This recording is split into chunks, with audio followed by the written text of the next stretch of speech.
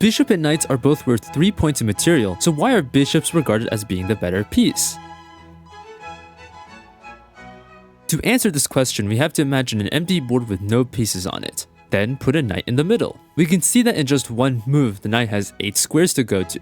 If we add another move, the squares increase by 26 for a total of 34, over half the entire board.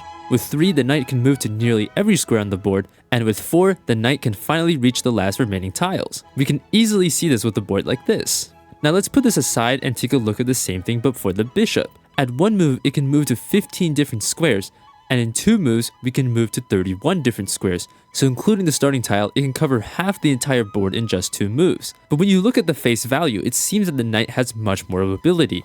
After all, it outperforms the bishop after just 2 moves. Well, you also have to consider the speed at which the pieces move. The knight has a very fixed speed where it will always move in an L shaped, so it will always move around 3 spaces per move. The bishop, on the other hand, can zoom all the way to the end of the board in just 1 move. This is why bishops are generally considered to be more powerful in endgames. Because there are less pieces crowding the way, the bishop can get a sniper view and become much more powerful. In contrast, the knight is stronger in the middle game where more pieces clutter movement. Since it can jump over any obstacles and rotate color complexes, the knight is a better maneuver in the middle game. Of course, since middle games lead to end games, if the side with the knights can't prove an advantage, the side with bishops will eventually gain the upper hand in terms of piece value. This is why in top level chess, bishops are generally not traded 1-for-1 with knights. In fact, they only really trade if they gain some sort of positional advantage that warrants it. For example, a damaged pawn structure. And having both bishops gives you the bishop pair,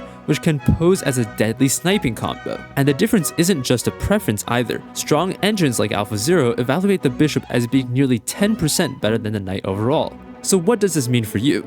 Well, not much. Below expert strength, the slight difference in value between the bishop and knight won't be a significant reason for the outcomes of your matches. Moreover, you might prefer having a knight since they're tricky and can lead to things like forks. So hopefully you got an idea of when bishops are better than knights and when knights are better than bishops.